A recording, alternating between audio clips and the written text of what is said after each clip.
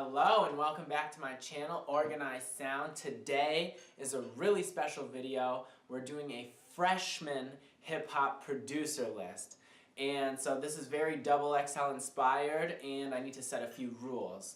Okay, so I'm mainly picking people off of what they did in 2017 and 2018 in terms of songs that were released, placements, collaborations, things like that. The criteria is you have to kind of be a newer producer, a freshman, so you can't have been in the game too much longer than 5 years. So right off the bat, there's some people I'm ruling out, so there's no confusion. Pretty much Mike Will and everyone before that is excluded. They've been around too long, they're too prolific. This is for newer hip-hop producers. And there's so many incredible people for this list that I opened it up to 15 spots. So let's get into those. Turn on your, turn on A, turn on your, turn on A, turn on your, turn on A, turn on your, turn on A, turn on your, turn on your. So getting right into my freshman list, we have Kenny Beats, who's a producer who stands out because of his dynamic sound. He prides himself on being somebody who can't be put into a box sonically, and he spent some time in the last 3-4 years in the EDM world of production, so kind of getting a different ear for the structure of music and expanding his palette. He has a really incredible interview that he did with Anthony Fantasmo over Instagram Live, and I definitely suggest you go check that out. He's worked with the likes of NBA Youngboy Key, Rico Nasty, 03 Greedo, and more. He's classically trained in music. He went to the Berklee School of Music and studied music business, so a long-standing background in music and seeing some of his biggest success here very recently. Next up on the list is Ronny J, who's a Florida/New Jersey producer, and he's had songs with the late XXX Tentacion, Smoke Perp, Famous Dex, Denzel Curry. His sound is very trappy, very hard-hitting. He uses Ableton, which the word on the street producer-wise is Ableton hits harder, and there's less of a focus on the swing that you kind of associate with that Atlanta sound, and he really delivers some of the hardest rap music on the market today. Next up is Nick Mira, and he's known for doing a lot of the production on Juice WRLD's first album, Goodbye and Good Riddance, and of course, notably off that one, he also did the production for Lucid Dreams, which is the big Juice WRLD hit. This guy's style is a lot more melodic. His beats are very cascading, and he's young for even this producer list, which is a very young list. I think he's only 17 or 18, and he's affiliated with the type beat supergroup Internet Money, which has been doing a lot of great things for the producer community in terms of providing sample and loop kits, doing tutorials on YouTube, and really pushing for the collaboration inside of music. Recent college grad Tay Keith will not have to deal with the perils of a job search, as he already has multiple platinum selling songs. He's worked with JB Blackboy, he's worked with Drake, and he really provides that dirty southern sound. Production-wise, the rhythm of his song has inspired many of the viral dance crazes of 2018, and I don't think too many producers have that on their resume.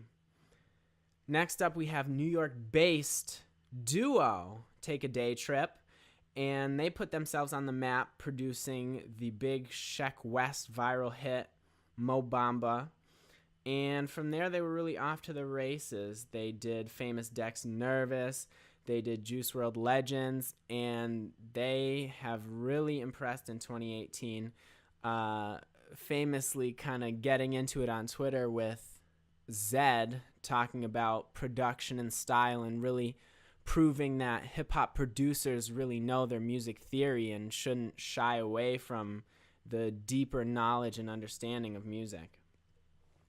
Next on the list is Big Head. Now, this is a California producer best known for producing Gucci Gang, the Little Pump song that brought him from viral stardom to real music superstardom. He recently had an interview with the Producer Grind podcast, and I definitely encourage anyone listening to go check that out. Full of gems about life, how to make your way in the world, and he's had a really interesting come up. And something that's a theme on this list is young people deciding to do something and being successful very early on. I mean, one of the only ways to be successful at a young age in the music industry is to have already been doing it for years. So by the time you're not a teenager, you're already well on your way to the 10,000 hours. Big Head's worked with Lil Peep, Lil Tracy, and Chief Keef. Next up on the list is Ness, who's an upstate New York producer, but you'll know him from his production with A Boogie with the Hoodie. He's been all over all of his albums, and he also is an alum of that Producer Grind podcast that I just mentioned. He's currently a college student, but he's had placements already with Kodak Black, Drake, and what sets him apart is that his beats really embrace a more R&B sound, and he's not afraid to use like more R&B related type samples to just make a beat that's really eccentric. Absolutely most necessary is CashmoneyAP, and this guy has absolutely redefined what it is to be a type beat producer, almost in the same way that XXXTentacion redefined what it meant to be a SoundCloud rapper, and kind of changing that perception of legitimacy in the craft.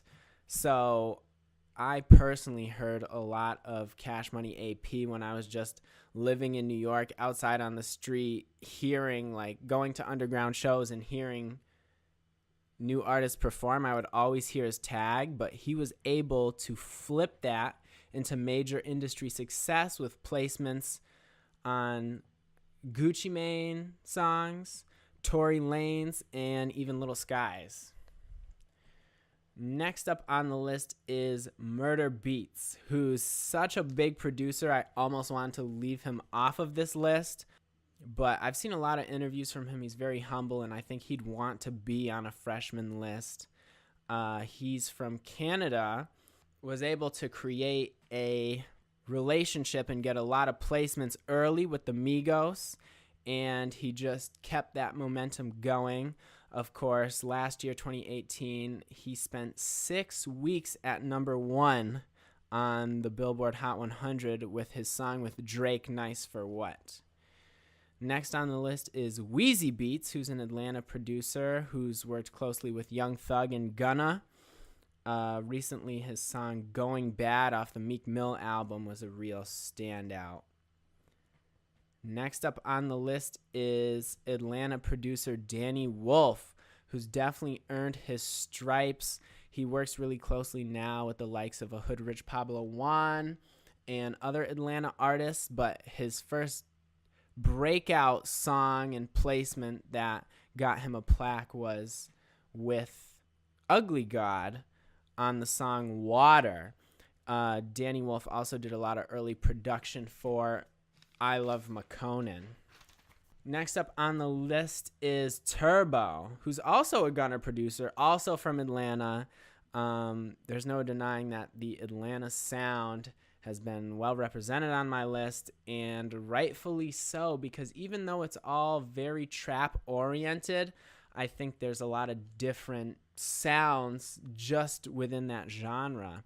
And the sound that Turbo brings is one that's very piano key heavy and having a lot of like very classic piano sounds.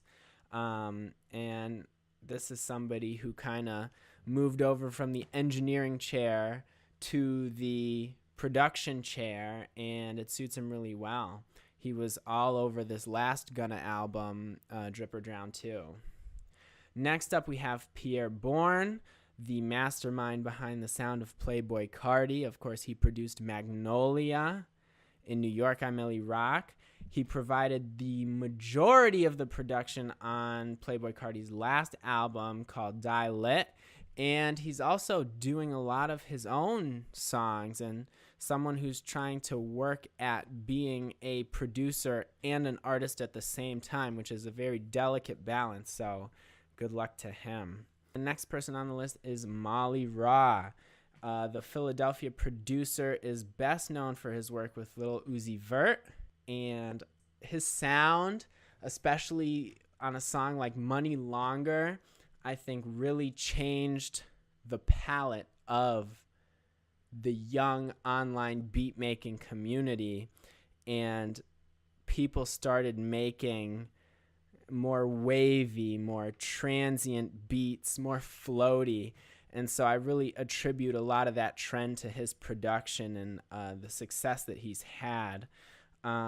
He's gone on to give the same sauce to Playboi Carti and Famous Dex and most recently Meek Mill. And last but absolutely not least, and someone that without a doubt too big for this list, but someone who's so young that I allow him to be on it. If Young Metro don't trust you, I'ma shoot you. The crown prince of hip-hop producers. He's accomplished beyond his years and really elevated the meaning of being a producer for all that he's done with personal branding. I don't even need to go into his production credits. They're as long as the day, and he's just had so many hit songs in the last 5 years. It's hard to keep track of. He's worked with everyone in Atlanta, 21 Savage, Future, Young Thug, doing a lot of collaboration with other artists, other really hot hip-hop artists, and getting them early. So Metro Boomin is a first ballot pick for my list of hip-hop freshmen. Let me know in the comments what your favorite Metro song is. All right, there you have it. So that concludes the Organized Sound freshman list. Thank you for watching. Definitely subscribe if you haven't, and let me know in the comments not only your favorite Metro Boomin production, but also who's somebody that you think should make the list in the next year or should have made the list this year that didn't.